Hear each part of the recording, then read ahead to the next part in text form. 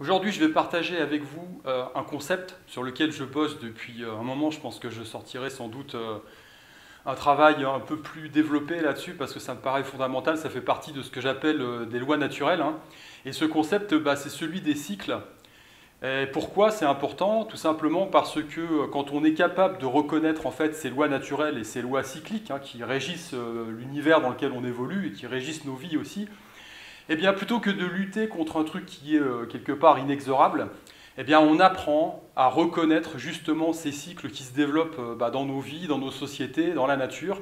pour pouvoir justement s'y adapter. Vous n'allez pas lutter contre l'hiver d'une façon bête et méchante en vous disant non, je veux rester en été et sortir dehors en maillot de bain alors qu'il fait -15, vous allez mettre un manteau. Et bien là, c'est exactement le même principe. Vous allez vous adapter aux cycles qui se développent. Alors je me suis dit que j'allais faire cette vidéo parce que c'est quand même un concept important. J'ai développé dans une autre vidéo ce que je pensais justement, je l'ai titré « Les mensonges du socialisme », parce que je vais revenir là-dedans, sur ce concept dans cette vidéo, pour vous montrer que ce n'est pas quelque chose de nouveau et que ça fait partie tout simplement de cycles qui se mettent en place au niveau des sociétés humaines et puis de nos civilisations, et qu'on voit toujours où ça amène et quelle est l'issue finalement de tout ça. Alors ce qu'il faut comprendre, c'est qu'il y a des tendances lourdes qui se développent et qui justement amènent au développement de ces cycles. Alors on peut avoir parfois ce qu'on appelle un retournement de tendance, ça peut arriver, mais en général quand la tendance est longue et lourde et se développe sur plusieurs années, plusieurs dizaines d'années, voire, vous pouvez être sûr, quasiment assuré ou certain par rapport aux statistiques que eh bien, on va arriver au bout du développement de cette tendance. Alors, bien évidemment, ça concerne les lois statistiques, on est d'accord, dans le cadre normal, dans le cadre d'une répartition gaussienne, c'est-à-dire dans le cadre d'événements qui sont,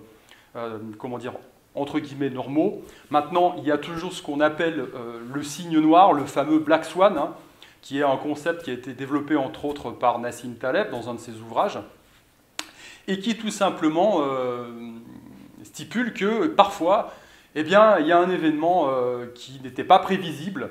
en l'espèce et qui intervient et qui peut modifier évidemment complètement ou chambouler complètement le déroulement de ces cycles, hein. Ça peut toujours arriver et ça, c'est pas du tout prévisible. Donc là, l'adaptation, elle se fait évidemment plus difficilement. Maintenant, concernant l'évolution de nos vies, eh bien, il faut voir une chose, c'est qu'on est dans une conception, nous, parce que je m'adresse essentiellement à un public occidental, on est dans une conception linéaire du temps,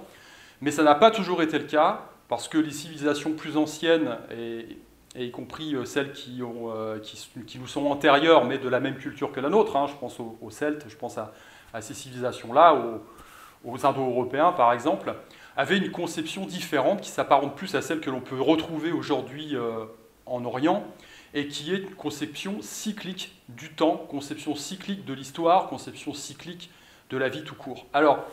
quand on observe les choses de façon factuelle, vous allez être d'accord avec moi au moins sur ce point, vous allez observer que le jour succède à la nuit et inversement, que les saisons se succèdent toujours de la même façon, que lorsque vous-même, la façon dont vous vivez, eh bien, on peut parler de respiration, et de la même façon que vous avez un inspire et un expire, eh bien, on retrouve ça à tout niveau, que ce soit dans le microcosme de l'individu qui respire avec cette polarité, et on le retrouve dans le macrocosme, donc au niveau de la civilisation, du développement de civilisation humaine, de la Terre, et peut-être même du cosmos hein, aussi, hein. Donc cette respiration, d'ailleurs même dans les marchés financiers, on parle de respiration, quand vous avez une tendance d'achat par exemple qui se développe et qui est longue, eh bien ça n'est jamais une phase qui est ascendante sans, comment dire, entre guillemets, sans accident, ça va toujours être une forme de dents de scie, plus ou moins, et donc c'est ce qu'on dit, c'est ce qu'on appelle une respiration, c'est-à-dire dans une phase ascendante, le titre s'achète, et puis à un moment, il y a des gens qui revendent. Alors ça ne veut pas dire que ça se casse la gueule, entre guillemets, ça veut dire qu'il y a des gens qui prennent des bénéfices, tout simplement, c'est-à-dire qui ont acheté en bas, et puis qui, à un moment donné, se disent, tiens, je vais revendre, donc en fait, le titre redescend un petit peu, ça ne veut pas dire qu'il descend à la cave, d'autres personnes vont le racheter, et cette tendance va continuer à monter, mais on a cette respiration, cette forme de respiration. Donc vous voyez bien que Il suffit tout simplement d'ouvrir votre porte, la porte de chez vous, d'observer le monde qui vous entoure, et vous verrez effectivement que eh bien, tout est gouverné par des cycles, que vous-même, en tant qu'individu, dans votre existence, eh bien, vous avez des cycles, tout simplement un cycle de croissance. Le bébé qui naît prend énormément de poids, hein, et ça c'est monitoré à la naissance. Vous avez un petit carnet où on voit tous les jours il a pris tant, parce que c'est important, on veut voir comment l'enfant évolue. Et puis après, vous avez un cycle de plateau en fait, qui précède un cycle de dégénérescence qui peut être plus ou moins long. Alors chez certains, ça va plus rapidement que d'autres, hein, ça dépend de la génétique, ça dépend de ce qu'on appelle l'épigénétique aussi, ça dépend comment vous traitez vous-même votre corps, comment vous l'entretenez, comment vous travaillez d'un point de vue mental aussi, ça dépend de plein de choses, en plus de votre bagage de base, hein, en plus des cartes que vous avez tirées à la naissance. Et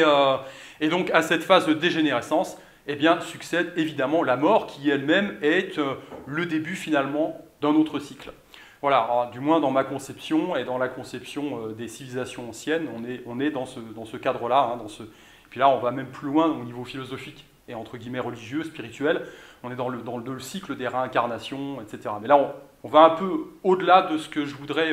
partager avec vous aujourd'hui dans cette vidéo. Alors le souci, c'est qu'on vit à une époque et dans une société qui renie quelque part ça, parce que pour tout un tas de raisons, hein, il y a tout un système qui s'est mis en place, et notamment à partir du 19e siècle, avec le darwinisme, entre guillemets, hein, mais entre autres, je veux dire, mais il n'y a pas que ça, hein, où on a effectivement une conception, s'est mis en place une conception linéaire du temps, parce qu'évidemment, dans notre nombrilisme, on considère que nous sommes la merveille absolue, l'aboutissement des civilisations,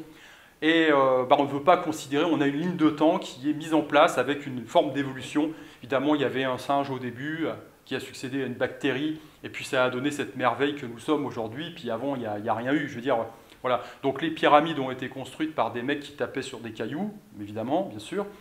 Et puis, nous, on est arrivé à l'ère de la technologie où on est une civilisation très évoluée. Alors peut-être très évoluée techniquement. Ceci dit, il faudrait le confronter au mode de fonctionnement des autres civilisations. On sait que l'histoire est toujours écrite par les vainqueurs. Et bien sûr, quand on a une histoire qui a été relatée par Jules César, par exemple, lorsqu'il a conquis la Gaule, eh bien, il a présenté ses ennemis comme des barbares incultes, évidemment, mais on avait affaire à une civilisation, la civilisation celte, qui n'était pas une civilisation qui avait une volonté d'emprise énorme sur la nature, contrairement à la civilisation romaine, qui, elle, voulait construire des bâtiments en dur, etc. On sait très bien que la conception du sacré dans la civilisation celtique, c'est un respect total de la nature, et donc, quand vous entrez dans une clairière sacrée, l'empreinte de l'homme est vraiment minimale, il n'y a pas de construction comme on peut le retrouver ailleurs. Mais par contre, évidemment, à travers ces civilisations qui se succèdent, on a une forme de permanence, hein, puisque quand vous trouvez dans une cathédrale ces merveilleuses colonnes qui s'élancent vers le ciel, et ça c'est manifeste par exemple dans la cathédrale de la Sagrada Familia à Barcelone, où là très clairement on voit le côté naturaliste, hein, avec ces feuilles qui montent vers le ciel, et c'est tout simplement ces colonnes rappellent les arbres qui montent vers le ciel qu'on trouvait dans ces clairières sacrées, sauf que là c'est une autre civilisation avec une autre conception de la chose, et évidemment là on veut taper le marbre, on veut implanter des bâtiments qui vont rester là, qui manifesteront la présence de l'homme et le génie de cette civilisation à travers les âges. Donc c'est très difficile finalement de mettre une échelle de valeur entre ces civilisations, ça dépend effectivement des valeurs, hein. Je veux dire, nous aujourd'hui on a une civilisation technologique. Maintenant, à mon sens, l'homme, lui, au niveau spirituel, n'évolue pas tant que ça, malheureusement, parce qu'on a des capacités de nuire qui sont décuplées, mais des capacités de compréhension et des capacités de finesse en termes d'énergie par rapport à notre environnement, par rapport aux gens qu'on côtoie, qui, à mon sens, eh bien, il y aura des pâquerettes, hein. Alors ça évolue doucement, je pense qu'on est dans un changement de cycle où on verra de plus en plus se mettre en place cette révolution, c'est celle qui est le plus important. Mais en attendant, il nous faut sortir de tous ces schémas.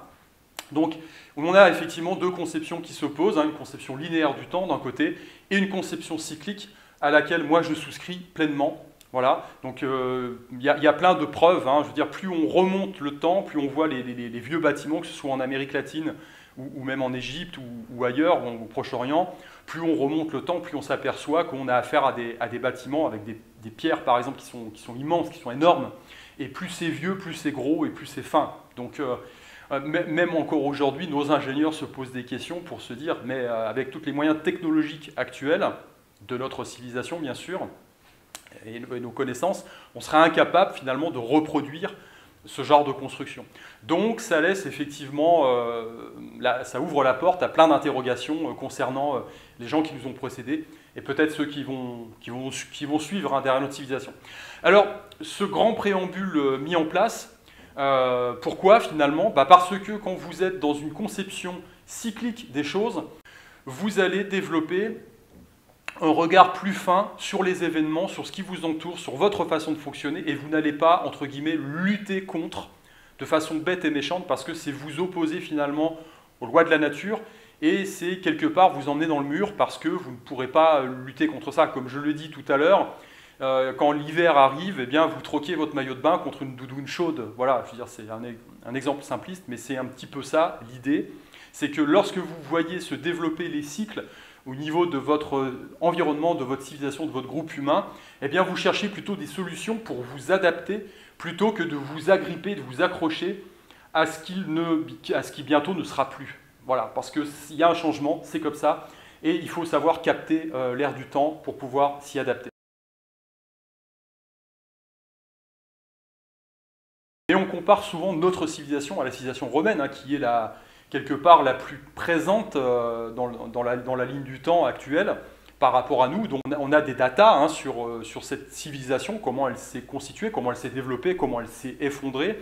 Et effectivement, il y a plein d'auteurs finalement qui voient des analogies entre cette civilisation-là et surtout sa chute et ce qui nous attend nous, c'est-à-dire le cycle d'effondrement dans lequel on se situe actuellement, parce qu'il y a beaucoup d'analogies par rapport à cette civilisation.